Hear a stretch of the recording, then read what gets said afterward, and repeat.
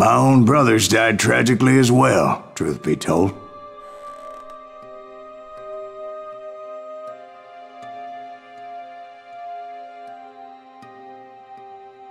It was 1868, and me and my older brothers were pulling a tidy profit running cattle into Juarez, Mexico. One night after my brothers retired for the evening, I found a little poker game in a cantina with a couple of cowboys. And I just couldn't lose. I even won an old Spanish coin that had to be 100 years old. Well, I was mighty pleased with myself the next morning as my brothers and I rode for Texas. But before we crossed the border, those cowboys caught up with us. It was Johnny Ringo, Roscoe Bob Bryant, and another asshole named Jim. They wanted their money back and everything else we had, including our lives, as those boys didn't want us coming for them later. Bob put that old Spanish coin in my mouth and said, "I won't have it said that I left you with nothing, boy." Well, those horses bolted, and there we hung as those bastards rode away. The branch finally snapped under the weight of the three of us, but being my older brothers were bigger and heavier, they were already dead. And right then I swore to myself that I would avenge them. Ringo you know about. But Bob eluded me, until I heard he was riding with the Wild Bunch.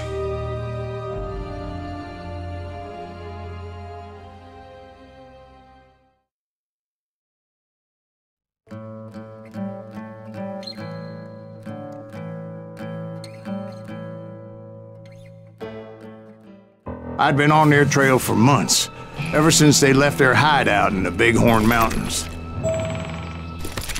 Led by Butch Cassidy, they were a loose association of outlaws who robbed banks and trains from Colorado to Montana. Among them was the Sundance Kid, and that murderous hombre I was tracking, Roscoe Bob Bryant. Were you a part of that giant Pinkerton posse after the Wild Bunch? No, boy. A circus like that would have slowed me down. Besides, I wanted Bryant all to myself. I'd heard about a large shipment of gold being transported to Wilcox, Wyoming on the Overland Flyer. I figured the Wild Bunch would likely hit such a treasure, and by God, I figured right.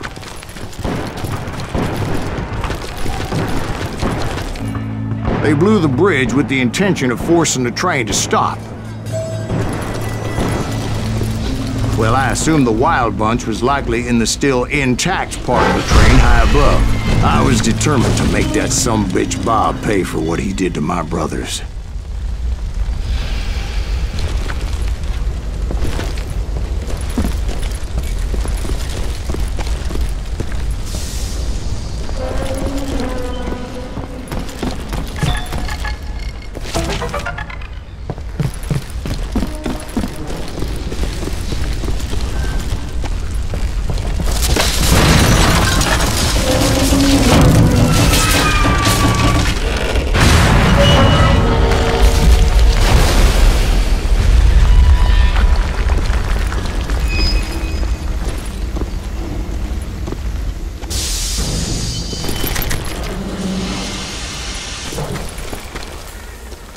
Ears are still ringing from blowing up that bridge.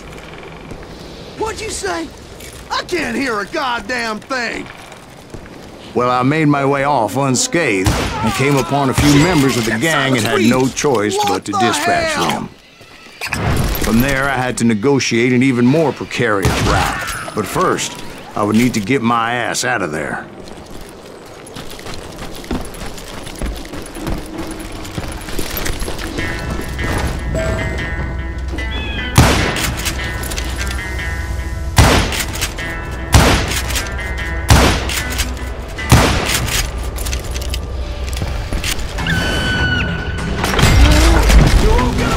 Jumped from the frying pan into the fire as the train was clearly fixing to fall. I had found the gang, but in order to find old Bob, I needed to fight my way forward past a whole passel of desperados. Outside, inside, any way I could, I made my way towards my prey. Well, what about the passengers? It was mostly a freight train, as I recall. There were no passengers aboard that day.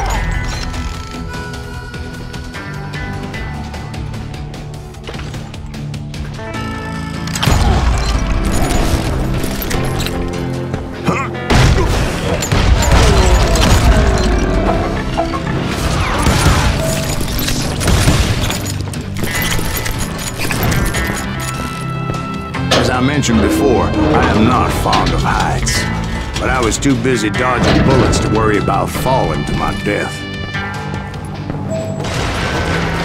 Odds were I was likely to die that day anyway, so I was determined to take down as many of those bastards as I could.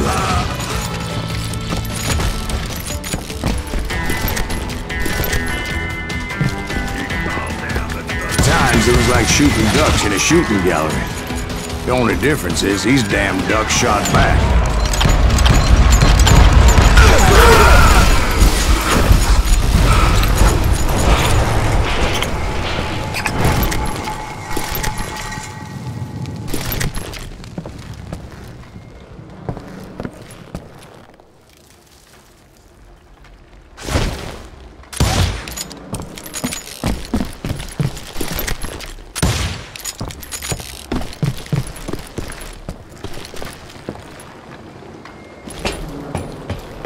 I kept hoping the law would show up and give me a hand. You mean like that giant Pinkerton posse that I read about? Did they come riding in, guns a-blazing to help?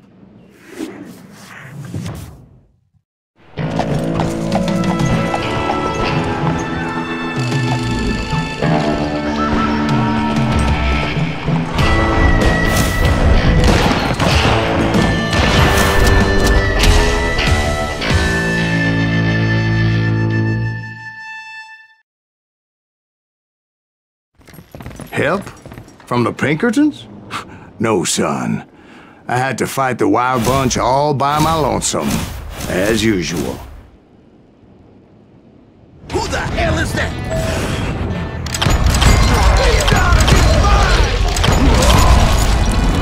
Take cover! Retreat! Retreat! Huh?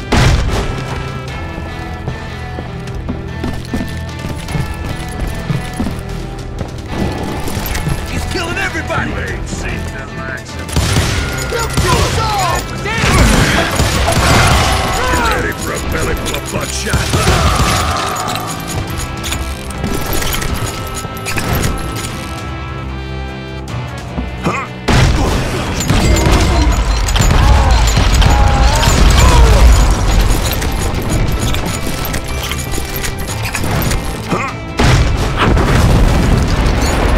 Guess is those dime novels didn't portray this as it happened, did they? Only a few stragglers were left. I had to cut them down pronto if I was going to stay on old Bob's trail.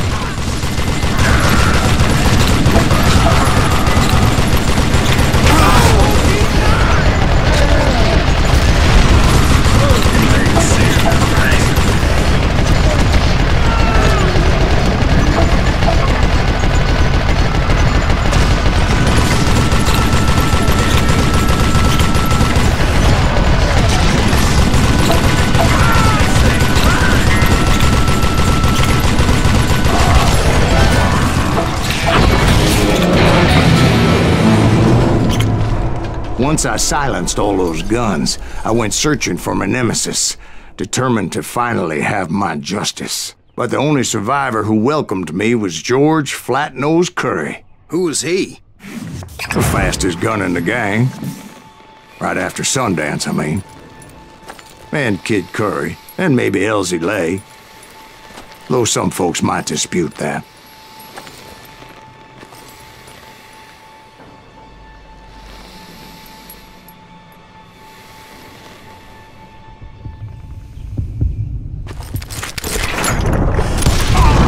On that very same day, Butch Cassidy and the Sundance Kid decided to leave the Wild Bunch behind and decamped for South America.